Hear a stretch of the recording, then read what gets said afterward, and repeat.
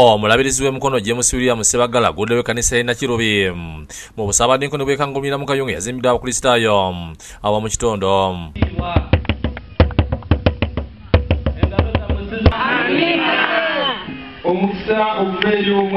Abakristaayo babuganya essanyu n'okusaakanyiza obugolo olw'okumaliriza ekkanisa gye bazimbidde emyaka.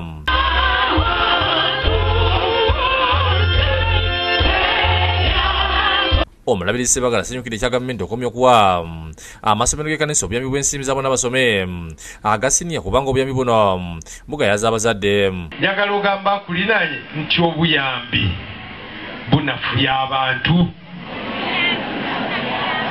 Va ku buyambi, Mukama yakuwa byonna, tandika okwekolera. Abaana 10 abaana basiddwako emikono era asiimye ababuulizi abategese kubanga bayigiriza bulungi okutuusa batuuka mu Bwakabaka bo obutaligwawo.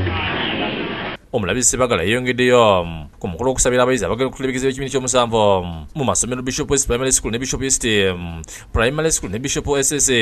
Awadde omukolo guno nga gwonna gali ku musingi ogw'ekikristaayo. Asinzira n'alangirira ng'abasomesa abaludde nga bayaanira okuwasa embaga ne balemesebwa obutabana busobozi bakukibakolerako mu mbaga y'ekikungo. Naddala abasomesa baffe abakulu b'amasomero abatannaba kulongoosa bufumbo bwabwe nga tubawa omukisa basobole okulongoosa amaka gaabwe. Ategeeza nti omukolo guno gwakubeerawo nga 29 omwezi ogw'ekumi ku kanisa y'abatukuvu Filipo n'endirira emukono. Essomero liwadde omulabirizi obukadde bw'ensimbi 5 n'ensawo za sementi 10 ez'okumuyambako okuzimba ekisenge omutesezebwa ekimanyiddwa nga Synod Hall. Oluvannyuma yeyongeddeyo ku mukolo gw'okusinkana abasomesa ku ssimu lya Namataba SS. Omulabirizi asinziddeyo n'alaga obutalimativu olw'abamu ku basomesa ab'ebibiri mu masomero agazimbibwa ku musingi gw'ekkanisa kyokka bwe batuuka ne batandika okusimbira ekkooli enteekateeka z'ekkanisa. Eno akulembeddemu okusaba okwegattwako abazadde n'abayizi ba siniya ey'okuna n'ey'omukaaga n'abasabira bayite bulungi ebigezo. Bo abakkiriza n'abazadde bonna abakungaadde ku ssomero lyakabwa mu kyalo ky'Uganda bakati musanyu abakulembeze obulabizi b'emitiana babadde bakwasa ekizimbe ekigenda okusomerwamu abaana abato.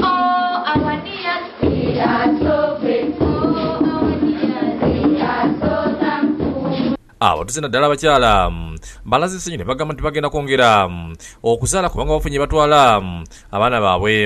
Nga basomera mu kizimbe ekyo eky'amakooko naye ng'ekuba ebakuba naye tuli basanyufu nnyo olwaleero ekizimbe kitukwasiddwa. Omumyuka Provesti wa Lutiko Reverend Livingstone John Kisekate asabira ekizimbe kino n'abaana n'oluvannyuma n'akigulawo mu butongole. Father, we thank you for the kind of gift that you have given us.